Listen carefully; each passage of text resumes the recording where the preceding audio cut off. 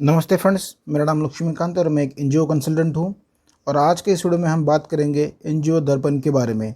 NGO दर्पण में एक ऐसी मिस्टेक मैं आपको बताऊंगा, अगर आपने वो की तो आपको आगे चल के बहुत बड़ी प्रॉब्लम क्रिएट हो सकती है। एक एग्जांपल के माध्यम से मैं आपको बताऊंगा कि आपने ये गलती अगर की तो आपको कितनी बड़ी कीमत चुकानी पड़ सकती है। ठीक है, फॉर एग्जांपल अगर मेरी एक संस्था है और वो महाराष्ट्र में रजिस्टर्ड है और मैं दर्पण के लिए अप्लाई करता हूँ, या मैं खुद अप्लाई करता हूँ, या फिर मैं किसी स्टाफ को देता हूँ मेरे अप्लाई करने के लिए, या फिर मैं किसी कंसल्टेंट सीईओ को मैं बोलता हूँ कि भाई मेरे संस्था का आप दर्पण आईडी निकाल के मुझे दे दीजिए। और मेरी संस्था कहाँ रजिस्टर्ड है? महाराष्ट्र में। और मैंने जिसको काम दिया है, अगर उसने गलती से महाराष्ट्र की जगह अगर एमपी डाल दिया, हो सकता है मिस्टेक किसी से भी हो सकती है, गलती से उसने एड्रेस, मेरा जो संस्था का एड्रेस है वो महाराष्ट्र की जगह पे उसने एमपी सेलेक्ट किया और उसने वो फॉर्म सबमिट कर दिया दर्पण आईडी के लिए, तो आपको मालूम है कि दर्पण आईडी कहाँ के रजिस्टर्ड होगी? एमपी से। जैसे आपने कभी अगर दर्पण आईडी देखा होगा तो पहले रहता है स्टेट कोड, बाद में रहता है ईयर, जिस ईयर में हमने सबमिट किया था फॉर्म, अप्लाई किया था, और उसके आगे एक यूनिक आईडी रहती है।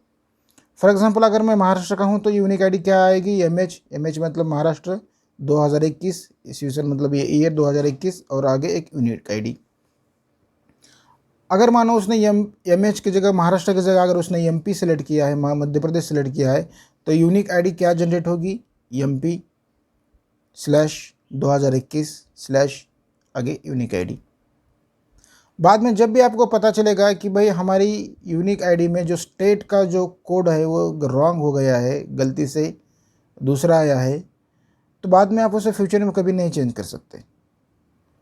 ये मेरे नज़दीक के साथ ऐसा हुआ है, मेरे दोस्त के साथ। उसने वो अप्लाई करने के लिए किसी और को दिया था, उसने वो गलती से स्टेट कोड गलत डाल दिया। अब हम डिपार्टमेंट से रिक्वेस्ट कर रहे हैं एनजीओ दर्पण से कि भाई ये स्टेट कोड चेंज करके दे दीजिए, लेकिन डिपार्टमेंट कहता है कि एक बार यूनिक कोड अगर जनरेट हो गया तो फिर वो हो गया, उसमें कोई भी रिवाइज या चेंजेस पॉसिबल नहीं है। तो मुझे लगा कि मैं ये आपको बताऊं ताकि आप भी अलर्ट रहें।